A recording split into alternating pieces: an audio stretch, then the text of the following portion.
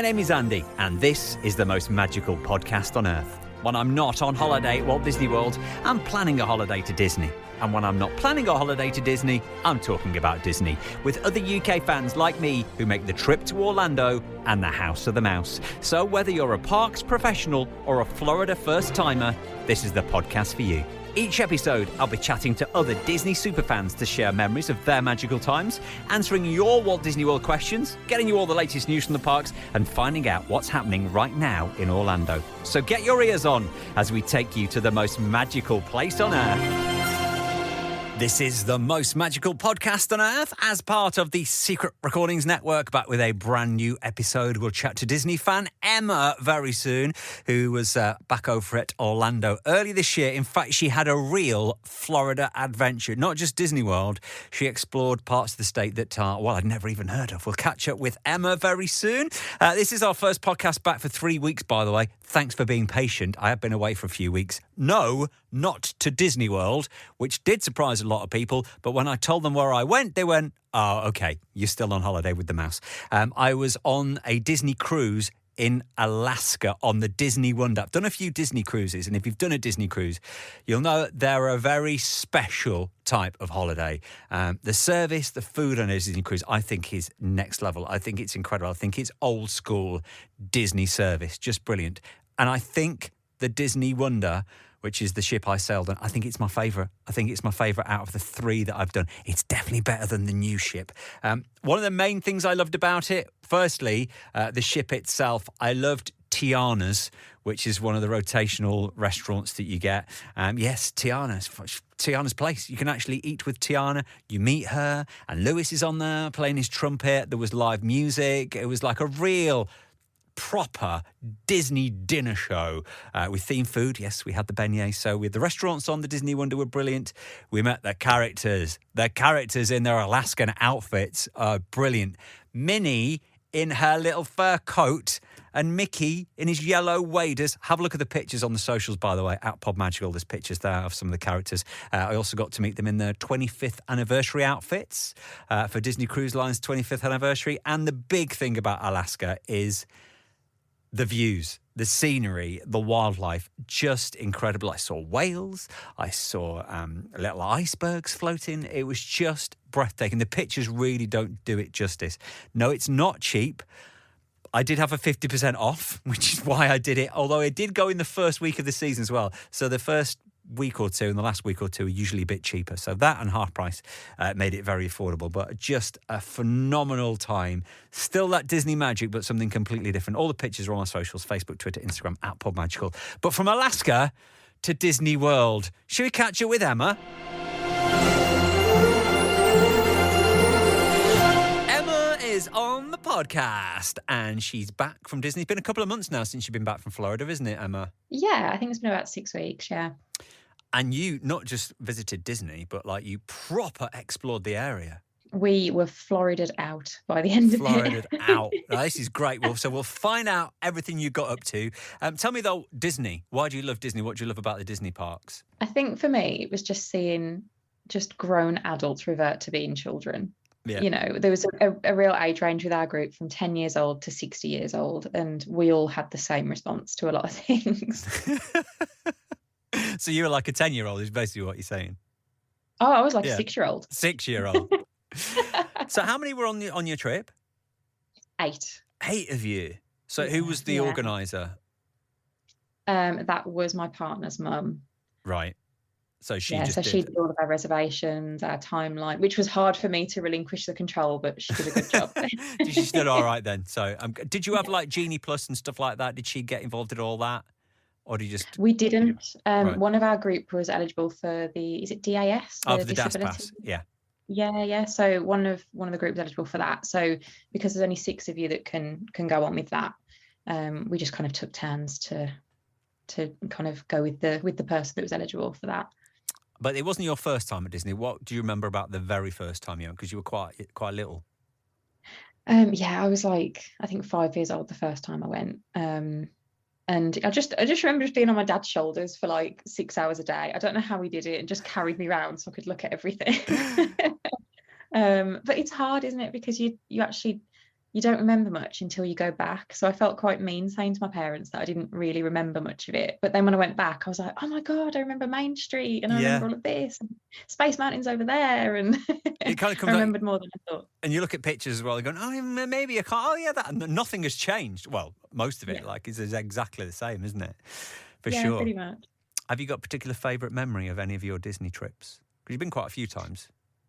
Yeah, no, I've been a lot. I know it's really cliche, but it's just the fireworks at Magic Kingdom. I think it was just me, my brother, mum and dad, absolutely exhausted. I think, he's 3 years older than me, and just watching the fireworks, that was always incredible. This time it was, which made me absolutely bawl my eyes out. We had those silhouette cutouts on Main Street. Oh, yeah. We did those, and we always did those as a family. And then me and my partner did them, and he actually put our dog into it as well. So I cried my eyes out when he did that, and he put it in the frame and gave it to us because it was so good. So did you not know about that? Did he just kind of slip a photograph? Well, yeah. So we'd always had them done when we were kids. Yeah. And then I saw that, and then my partner was just like, because I was mooching around at the photos and stuff, and I was like, oh, they can do dogs. I was like, that's a shame. And he just went up to the guy because he wasn't doing one at the time, and showed him like a mug shot of the dog from like side on, and was like, can you do this? So we just had to sit there holding the phone for him to copy the silhouette of the dog.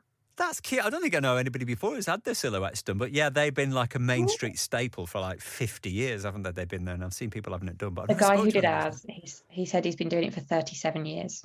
He's worked for 37 years. Yeah. Wow, that's the magic of Disney, isn't it? Totally. Yeah, that's pretty cool. Did you stay on site this time, or were you off? We didn't. We had a villa. We were down at Champions Gate, which is 20 minutes without traffic or an hour with traffic. So mostly an hour then. Yes.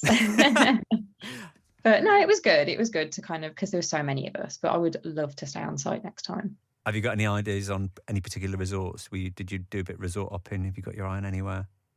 No idea. I'm totally new to that. So I've been listening to your podcast to try and hear what people have said about okay, yeah. resorts. So did you drive in, or did you get Ubers? Was your designated driver? Yeah, we drove. There was 3 of us that were doing the driving. So you took it in turns? Yeah.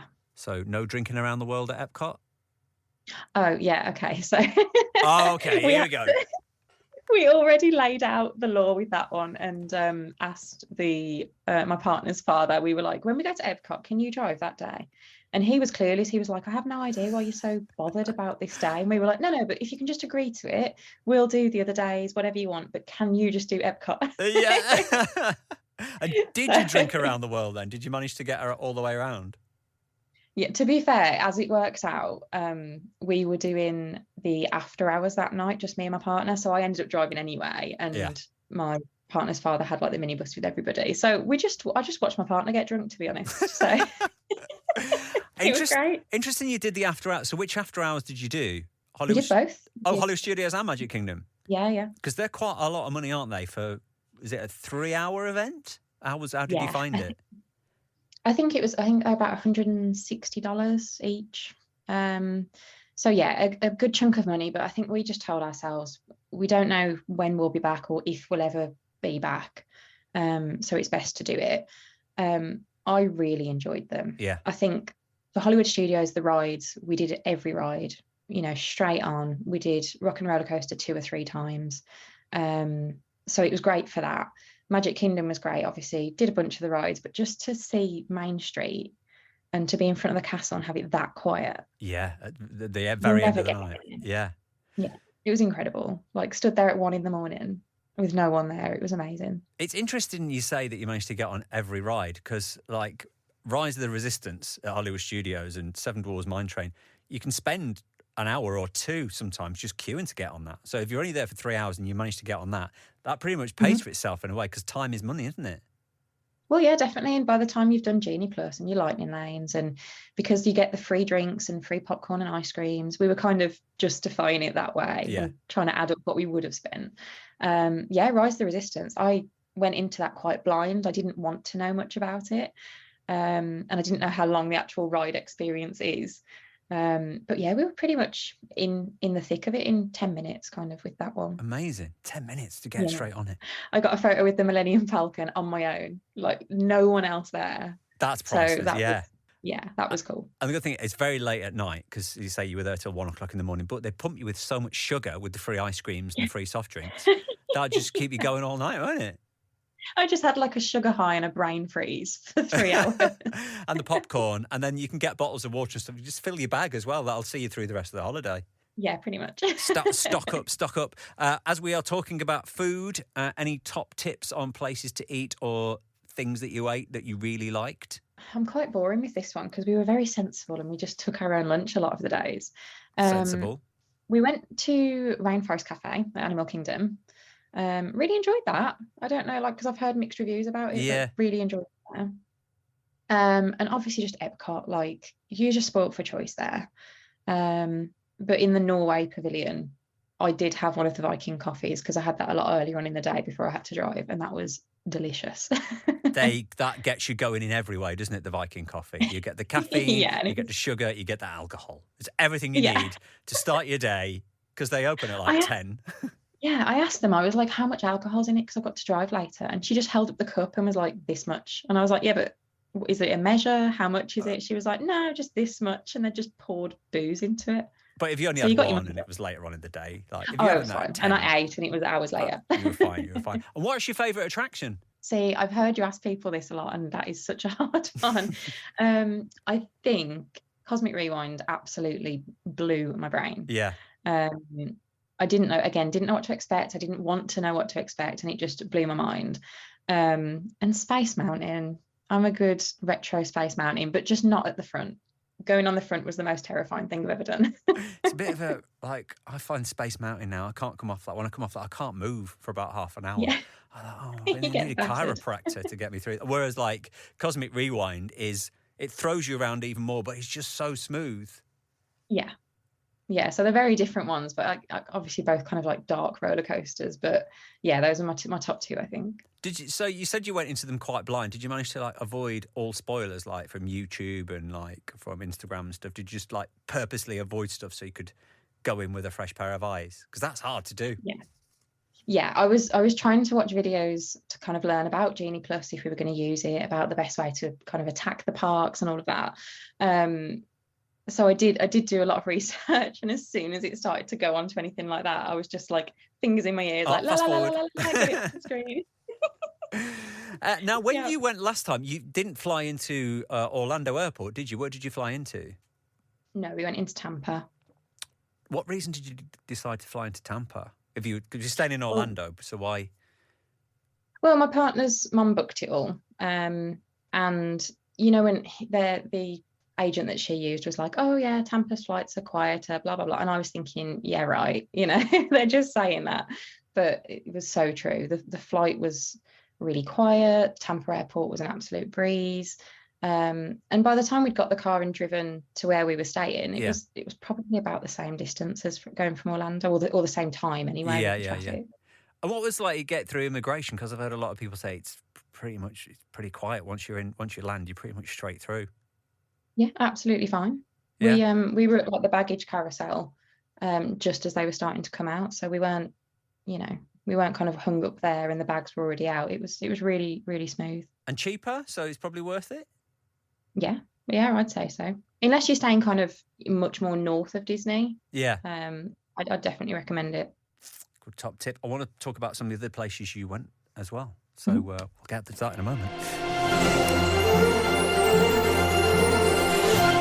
With Emma in just a moment. Let's do a quick update now, and there's only one real big story to tell you about, and that is the return of the Disney dining plan you knew was coming back.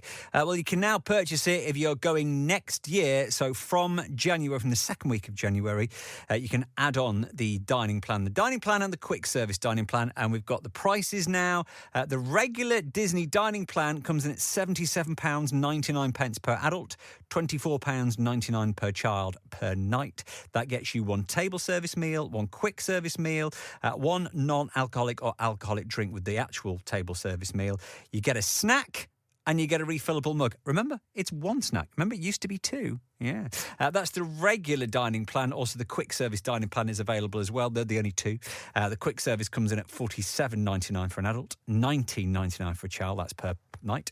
I guess you 2 quick service meals, including your alcoholic or non-alcoholic drink, 1 snack, again, or drink, and the refillable mug. Here is the thing, if you're thinking about adding on the dining plan, the best thing to do is have a look at where you want to eat and what you want to eat and do the maths. That's probably the best thing. Rather than going, oh, let's just get it and we'll spend it, because maybe you're up getting a meal and you don't want the dessert or whatever. It's a lot of money, and sometimes it could be cheaper just to pay for the actual meal itself. So don't get carried away. Spend a little bit of time, do the maths, and calculate if the dining plan is best for you. For some people it is, some people it's not. One other thing, if you're flying Virgin from Manchester Airport, twilight check-in has now returned. So if you're flying on the morning, you can actually check your luggage in the evening before. I think it's between 4 and 8. Any other news, we'll update you on the socials at PodMagical. Emma's on the podcast, not just back from a trip to Disney World, but like you did Florida. Pretty much. So I'm guessing you did Universal. Yes, we did. What's your favourite? And you can be honest and open here. Disney or Universal, if it comes down to it. I think, Disney just wins it for the kind of magic factor. I think. All right then, okay. But what's your favourite Universal attraction? What did you do there? What were you like about that? The Velocicoaster. Yes. That was wild. That does throw you around quite a bit as well, doesn't it? Yeah, it was crazy. So that one was something special, really. That was a standout. So we've done Disney, we've done Universal, and where else did you go? We did an Orlando Magic basketball game. So we went right into downtown Orlando. They were playing against Miami Heat, so it was a really big game. Oh, a bit of a local ding-dong derby. Yeah, but a bit more civilised than ours. So. So how did you find it? Did you know that was happening? And I wouldn't even know where to start about finding out who's playing where. Yeah, my partner's a big basketball fan. Right. Okay. He used to play for England, so he's really a real keen one to go and see a proper game over there. So we were just mooching around what games were going on while we were there, and couldn't turn down that one. That must be pretty cool atmosphere then in there. It was great. I went from not having a clue about the game and how it scored and things to literally on my feet screaming and chanting at the end with all the fans. Did you get all the merch? Oh, yeah, I've got it on now. I've got my Orlando Magic. I don't know what player it is. How are they doing in the season at the minute? Are you still keeping an eye on the Orlando Magic? I have no idea. But at the time, they were doing really well. Huge fan. It's in my blood, but now not a clue. So a night out, you drew yourself away from fireworks to go and see Orlando Magic. Anything else you did? We went up to Silver Springs. Into the national park there because the manatees are in the springs at that time of year. And we did a clear kayak tour and we saw some manatees. I mean, when you say you saw manatees, like real, up close, personal? Oh, yeah. Yeah, there was a mum and baby. And if I'd have reached out, I could have touched them easily. So very close. So is that like a whole day of a thing or just a couple of hours? Yeah, just a couple of hours. It was, a decent drive up there. But we made the best of it. We went and got a White Castle after it and had a little bit of a mooch around up there. So we made the most of it. You are practically American after this trip. Pretty much. So I think my waistline is. How far is that from Disney then, if you're heading out that way? I think it was about an hour and a half. We just did a lot of shopping as well. Obviously, the shopping. Outlets or the Florida Mile? The outlets. So you put too much weight. Outlet. There's a Gucci outlet. A Gucci outlet. It blew my mind. And what's it like? Did you manage to get into the Gucci shop? Because there's another queue to get in there. Yeah, it was a little queue, but after you've been at Disney, it's nothing. Of course, yeah. There's no after-hours event to get in the Gucci outlet store, unfortunately. Did you treat yourself to anything in there? I didn't. I didn't. It was hard not to, though. Yeah. But I didn't. Did it look like really good savings? Because people say, I'm going to take a few hours away from the parks to go to the outlets. Do you actually save that much? Not really. No. I don't think. I think you just get slightly different things in the US, don't you? So I think, because there's an Under Armour store there and I love Under Armour things. So I just got different things that I probably wouldn't have got here. It wasn't crazy savings like I remember it like 20 years ago, but, maybe that's changed. Yeah, because like the pound to dollar's not that good compared to 7 yeyears ago when it was you're getting 1.6 or whatever. Now you're getting 1.22 or something. It's just there's not that much difference. Yeah. Emma, I'm going to give you your perfect day at Walt Disney World. Okay, so I'm ready. You can do what you want, go where you want, park, hop, forget the rules. I know you can't park up till after 2. We can on our perfect day. Where are we going, what we're doing, what we're eating, what rides we're going on. You know me, because you're like, what are we eating straight away? That's me. My first up, non-negotiable, and I know, again, it's probably a bit cliche, but I just want a Starbucks. I want a good Disney Starbucks. It's crazy money, I know, but I just want a good Starbucks. Yeah, any place, anytime. But surely you get that in the UK, or is it different? No, it's not the same. Oh, it's not the same. It's not the same. They have so many more options and varieties there, and you can just completely jazz up your own drink. So yeah, Starbucks. Actually, first off. I must admit, Starbucks, I always have a flat white. And when I went, obviously you don't have a flat white when you go in summer, but if you go in winter and you want a warm drink, you have a flat white, and you go in and they go, what size do you want? I went, flat white. They always just come as what? Not in America. You can get a grande flat white. You can get a bucket of flat white if you want. Crazy. Yeah, pretty much. It'll be as big as your head if you want it to be. Anything goes. Anyway, we're starting the day in Starbucks. We digress. Sorry. Starbucks, definitely 100%. I don't know if it's a controversial opinion. I think I'd just go Hollywood Studios for the day. Entire day? Pretty much. Because, I say entire day. I'm not a rope dropper. I am not a morning person. Okay. So I'm afraid I would be a later arrival. We wouldn't get on, no. I'm afraid. I'm not off the list for travel. Yeah. I'd be, probably Hollywood Studios. I'd do Tower of Terror first, and then go around that way, like Rock and Roller Coaster, Slinky Dog. Yeah. Spend a while with all the Star Wars rides, because I do like it over there. Then I would go, and pretty much I'm quite lucky because this is what we did do. We went to Magic Kingdom because with the after hours it started at 10, but you could get in from 7. So we went over, saw the fireworks, watched the place clear out, went and had a nap on the Carousel of Progress. So you went to the Carousel of Progress and you slept for 20 minutes as it goes round. Mm-hmm, okay, perfect. Many people do. Yeah, it used to be over at Ellen's at Epcot, but now that's closed. So yeah, we've napped on the Carousel of Progress. It's what Walt wanted. Top tip. It's what he wanted.